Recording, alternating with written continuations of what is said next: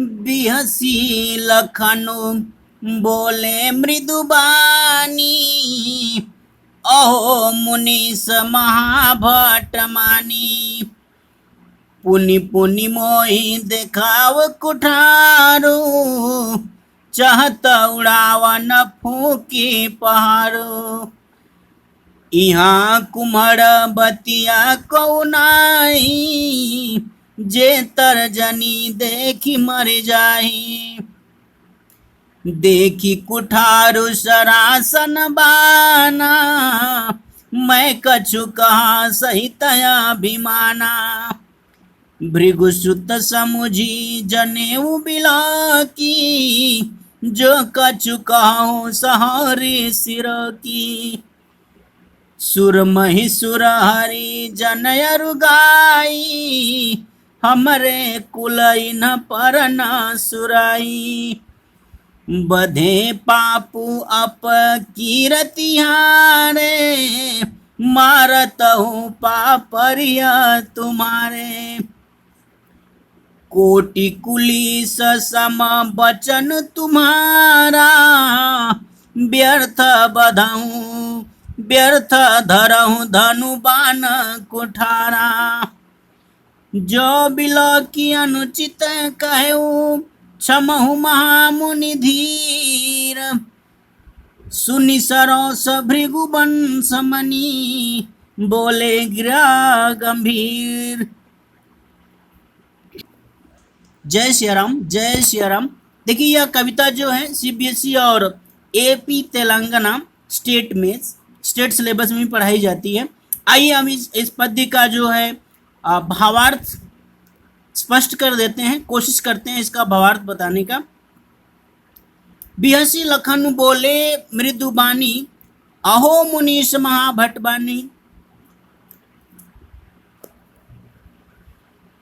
लक्ष्मण जी हंस करके कोमल वाणी से कहते हैं कि अहो यानी हे मुनीश्वर, तो अपने को आप बड़ा योद्धा समझते हैं यानी महाभट। कह रहे हैं कि हे परशुराम जी, आप अपने को महाभट यानी महान योद्धा समझते हैं। बार बार पुनि पुनि मतलब है बार बार मोहि दिखाओ कुठारो, आप बार बार मुझे कुल्हाड़ी दिखाते हैं। क्या आप फूंक मारकर यानी फूंक करके यानी मुंह से हवा दे करके आप पहाड़ उड़ाना चाहते हैं। आगे कह रहे हैं कि यहाँ कुम्हर बतिया को नहीं, कह रहे कि यहाँ कोई कोहड़े की बतिया नहीं है। एक काशी फल होता है जिसकी सब्जी बनाते हैं, तो कोहड़े पर फूल लगा हुआ होता है, या वही फूल जब अभी छोटा 2-4 दिन का छोटा सा फल लगा हुआ होता है, कच्चा होता है, तो उसे ना तर्जनी उंगली दिखाते हैं। यानी हाथ की जो ये 5 उंगलियां होती हैं, तो 5 में से ये जो पहली जो उंगली होती है अंगूठे के बगल वाली, इसे अगर ऐसे हम दिखाते हैं तो वह फूल यानी कोहड़े की बतिया जो है सूख जाती है, मर जाती है। तो यहाँ पे कह रहे हैं लक्ष्मण जी कि यहाँ कोई कोहड़े का बतिया नहीं है।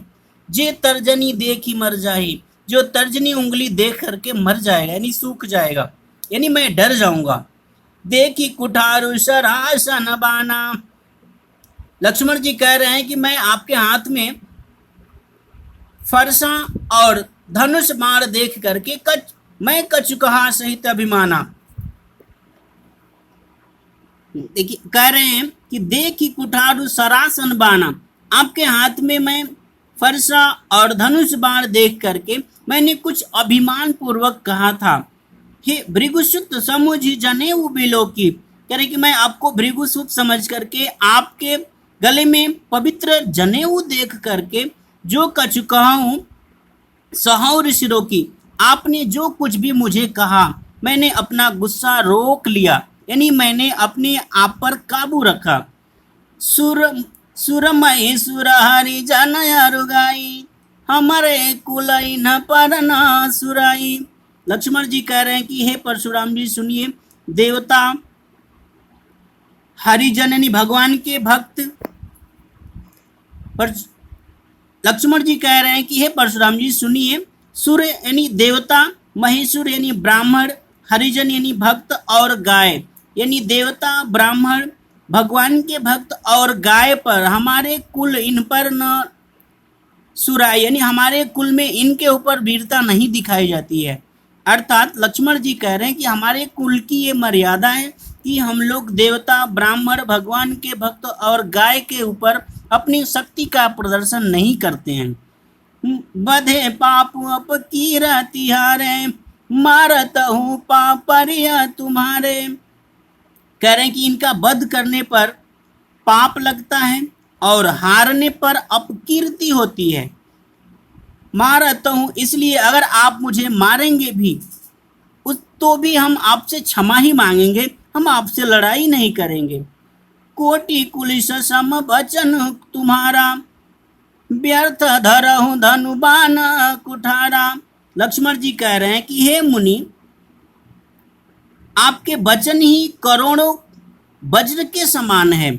आपने धनुष और बाण तथा कुठार व्यर्थ में धारण किया हुआ है, यानी आप अपनी बातों से ही लोगों को घायल कर देते हैं।